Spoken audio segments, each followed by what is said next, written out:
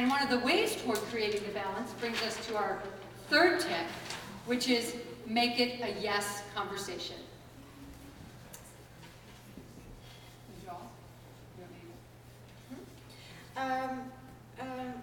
Making it a yes conversation is really a whole lot about what Moonjar is about, and I wanted to turn the conversation around from a no to a yes. So what we figured out is that when you're in the store and when you're with the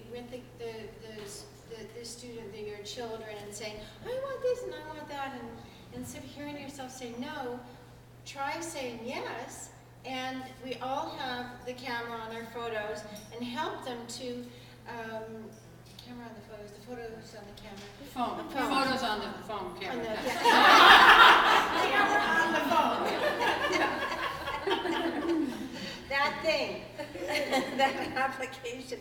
And allow them to pull, use your phone and take a picture of what it is that they're really wanting, so that you can say, oh yes, let's bring that picture home, let's do our research, and let's begin to save, towards that. Let's see what's in our savings here at home. And then we can plot and plan and become good researchers, towards that end goal. And that's why we like to say, make it a yes conversation. Above all, so that they become good researchers, so they become good problem solvers, critical thinkers, and then... same for savings, right? That's the same for savings. You want to establish great successes, because success is built on successes. We all know that.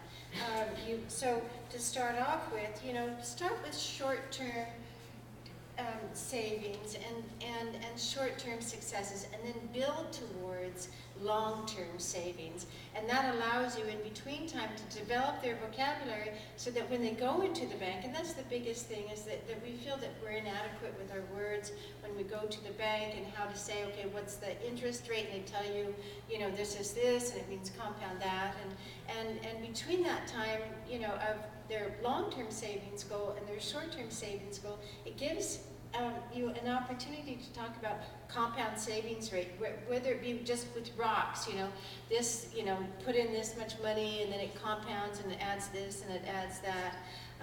It's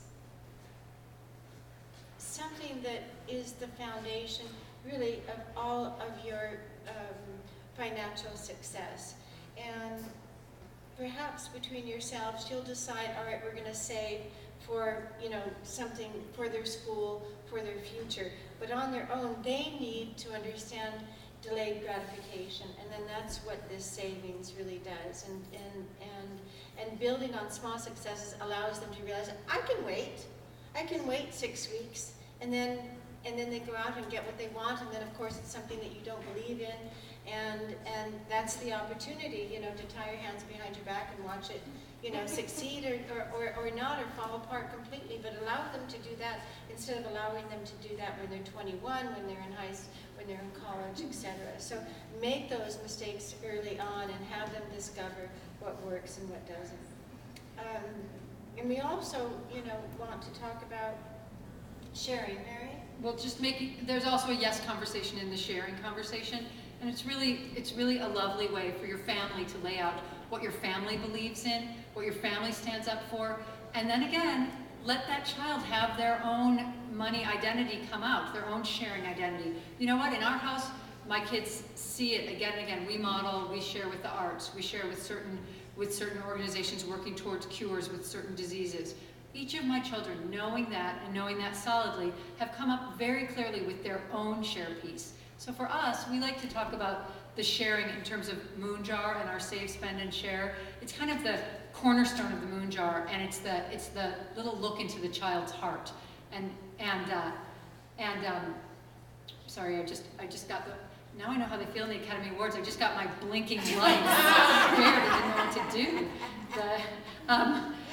So the share box is very important, and the share piece is very important. And just by the way, we speak of it as sharing instead of charity, because it's active. It's an activity, and it's part of yourself. That's the share piece. Okay, we're going to go faster right now because we have 2 more tips. Our number 4 tip is that budget is not a 4-letter word. I beg to differ. So budget isn't a four-letter word, and really what you want to do as soon as they get the allowance, just like I explained earlier on in the story that, you know, we were given a certain amount of allowance. And here's an example of, you know, what happens when you've got generations and generations of families talking about money early on. This comes from the 1940s. This is my mother's ledger when she was 10. And her sister was on this side, and she was on this side. And so the money on hand, the income, was on here, and the money that was spent was on this column, you know, a typical ledger format. My grandfather was the one who, you know, checked the balances.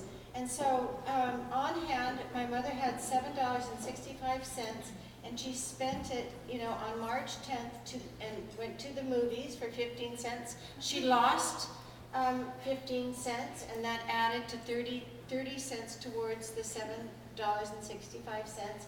She also had fines because she had a very quick and sassy mouth. So today it might not look like that. Today it might be a different look, but it's the same story, right? It can be done on the back of a napkin. You can say, you know, all right, you've got this much money. Where do you think it's going to go this week? You've already had an experience, you know, from the past of, okay, I've got this much money, and they spend it. And the next month, you can say, all right, where did that money go? Do you think that you'll be able to save another $2 as you did last week or last month, and then build it back up? The key is here that it's a puzzle. It's a puzzle. Keep it fun, and keep it a conversation that's active, right? Yes, keep it active, and really have them be accountable for it so they understand the value of where money goes. Right.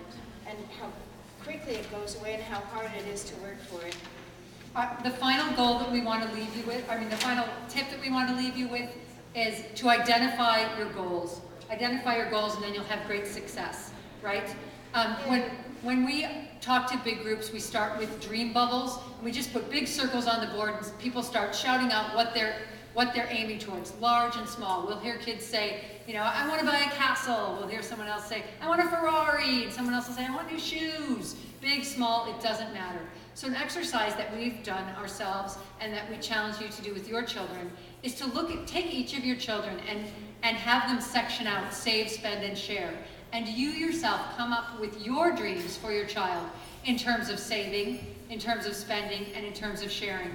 For example, my little spender, Michael, I think of him as an entrepreneur. So my saving goals for him might be, I want him to save enough nest egg so that one day when he wants to start a business, he can. And I would go through each save, spend, and share for him and ask him to do the same. And then we compare our notes. And I think it'll be really fun in 20 years or so to pull that out and see where we really stand on this.